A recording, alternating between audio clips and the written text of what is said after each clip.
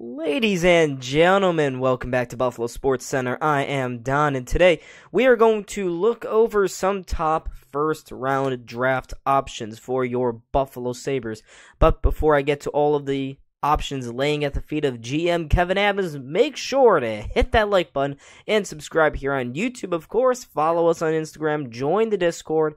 All of those links are down in the description below. Check them out. And let's quickly preface this whole video by saying the Sabres have a very interesting draft coming up. They don't necessarily have to pick someone at number 11. That's what they have. They have pick 11 in the first round, one after the New Jersey Devils, and it's going to be really interesting to see how things shape up, because I don't think that Kevyn Adams and his team of executives are necessarily dead set on drafting a specific player here in this draft. I think there are a lot of options. Their assistant general manager, Jerry Forden, came out last week and said that after pick 5, picks 6 to 13 are in a total state of flux. There is a wide range of talent, a lot of things that could happen, and we're going to delve into some of those things, starting off with what happens if the Sabres do in fact move out of pick 11. Now, this option includes trading up, which I think is unlikely. It also includes the Sabres trading down, which I also think is unlikely. The only way I see the Sabres trading pick 11 here in this upcoming draft is if they package it in a larger deal to go out and get a top 6 winger. And with the news that Jeff Skinner is most likely definitely going to be bought out by the Sabres, there is a need on that top line left wing role. And you could see the Sabres go out and try to make a swing for a guy like Nikolai Ehlers or a Martin Necas. That's totally, definitely possible. Something that I didn't think Kevyn Adams necessarily had the balls to do. Buy out Jeff Skinner and float to all other 31 NHL teams that the Sabres are willing to deal and trade away their first-round pick.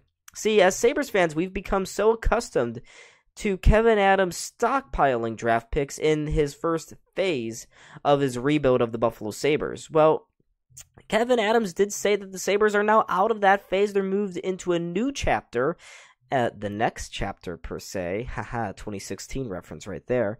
They've moved into the next chapter of this Sabres team, which is to stockpile on NHL-ready talents, whether that be veterans, younger players. Either way, the Sabres are looking at acquiring a player that has NHL experience, that is proven at this level, and can make an immediate impact for this team that, quite honestly, they need to make the playoffs next season for everyone to keep their jobs. Kevyn Adams' seat is starting to warm a little bit. It's year 4, and yet the Sabres have not made it to the playoffs. They have yet to end the longest drought currently in the NHL, actually in NHL history, I believe. 13 years, it could be 14. They certainly don't want to have that happen again. Sabres are already down the dump. So we shall see if they want to trade him. But if they don't, I have a list of players that the Sabres could be interested in acquiring with the 11th pick. Starting off with Iginla, the center and left wing out of Kelowna Rockets. And he is the son of Jarome Iginla. Everyone knows who Jarome Iginla is. Calgary Flames legend. Went on to play for the Colorado Avalanche as well. Iginla, long career in the NHL. Well, Tij is his son, and now he's ready to also come to the NHL. The interesting thing about Tij Iginla is how good he is in the big moments. And he scored a lot of goals. He tied for 6 in the WHL last season in the number of goals that he did score. And like I mentioned already, he's a big game performer. The Sabres certainly need that, especially when you look at how their big guns performed at the end of last season, when it felt like the Sabres were perpetually 4 points out of a playoff spot. They always had the opportunity to turn that into a 2-point advantage, 1 game away from the postseason, but no, they choked and faltered every single time. We need true, vintage, non-chokers on this team. Tij Iginla could be that guy. The only problem with Iginla is that Calgary picks at number 9, 2 picks ahead of Buffalo. So if the Sabres really do want Iginla, you'd have to expect that they got to trade above and around, go around Calgary. Because Calgary, they just got rid of a lot of talent. They are depleted. They are rebuilding. They would love to excite the fan base and bring in one of their legends' sons and continue the dynasty. That could happen here. Let's keep on moving, folks, and talk about our third option, and that is Carter Yemchuk, right shot defenseman. Out of Calgary as well. He played for the Calgary Hitmen in the WHL. This is another really solid pick for the Buffalo Sabres. Carter is a good transition defenseman. He actually scored a lot of goals in the WHL last year. He scored 30, and he would give the Sabres another big and creative defenseman on the back end. He would fit pretty nicely in that top four with Dahlin, Byram, Power. He's a little bit more of I'm going to watch how the play unfolds and stretch it a little bit, whereas those other guys will jump into play. They will get their hands a little dirty, so that's another really good option here for the Buffalo Sabres. We shall see if they go on to the back end. I personally do think the Sabres should go with a defenseman if they decide to keep that first round pick. We already have a lot of centers. We already have lots of forwards. When you look at the Sabres pipeline in terms of defensemen, who do you really have? You have Ryan Johnson, and he's about to graduate to the NHL. Other than him, it gets pretty scarce. They did make a couple of splashes in last year's draft by drafting some local product, namely Gavin McCarthy, but other than that, the Sabres still need to do some work to improve their defensive pipeline. Let's keep on going now, folks, and I did mention about 10 seconds ago that I did not want the Sabres to go for a forward. I prefer a defenseman, but just in case they decide to go with talent over need, Berkeley Cadden would be another good option. The center is a really hard-working, relentless forechecker that dings a couple of boxes for Lindy Ruff, who instructs his teams to play heavy forechecking, big-time puck pursuers. They do not let their opponents breathe at all. And Berkeley Cadden would definitely fit into that sort of role. And more importantly, I think, he is very good at faceoffs. He won over 53% of his faceoffs last year in the WHL, and that's something that the Sabres desperately need. Buffalo was 32nd in faceoff win percentage last season. 32nd. That are a lot of power plays wasting away in the first 25 seconds. That's a lot of offensive zone trips that amount to nothing, really. You're always playing on the back foot.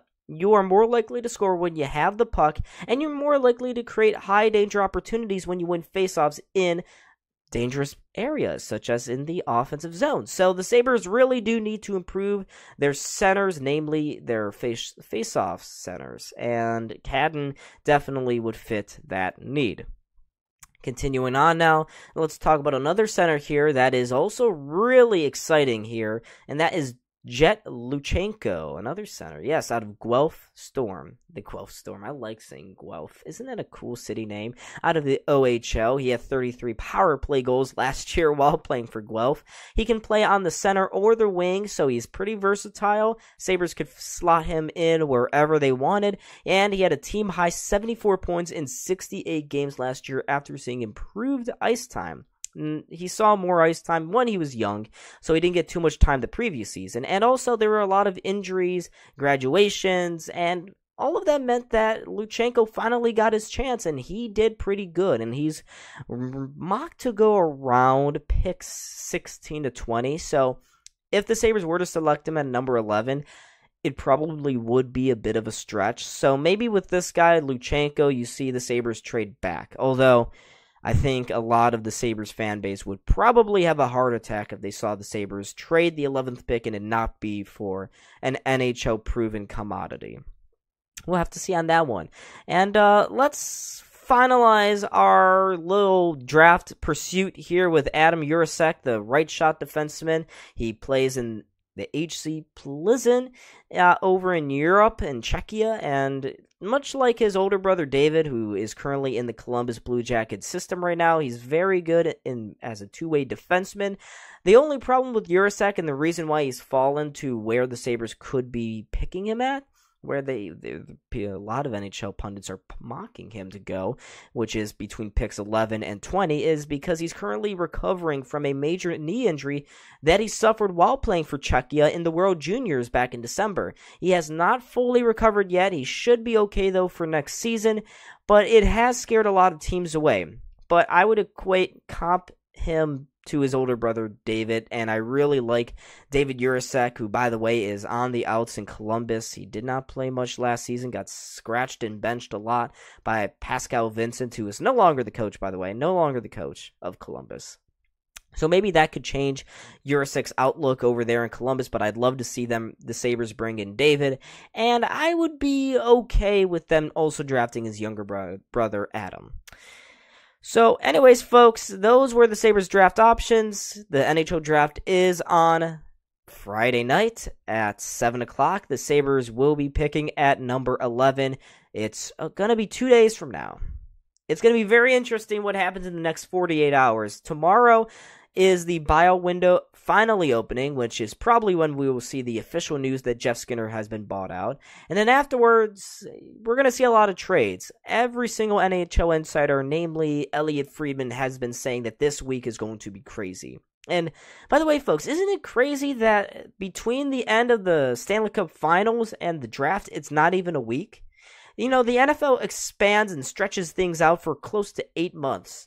And the finals ended on Monday. The buyout window opens on Thursday. The draft happens Friday. Free agency tampering begins Sunday. And then free agency begins next Monday, July 1st. That's 5 major NHL events happening within the span of a week. And then you have 3 months of dead time. I don't know, but the NHL once again proven to be real big goofballs in terms of league planning and events planning. That's not too good from Gary Bettman and company. But anyways, folks, that was a little bit off topic. I was Don. This is Buffalo Sports Center. Make sure to hit that like button and subscribe. Follow us on Instagram. Of course, subscribe here on the YouTube. Join the Discord where you can get up-to-date notifications about YouTube videos. Almost lost my train of thought there. But anyways, here's a cool video. Click it. Maybe you'll keep watching. Anyways, I was Don. See you in the next video. Bye.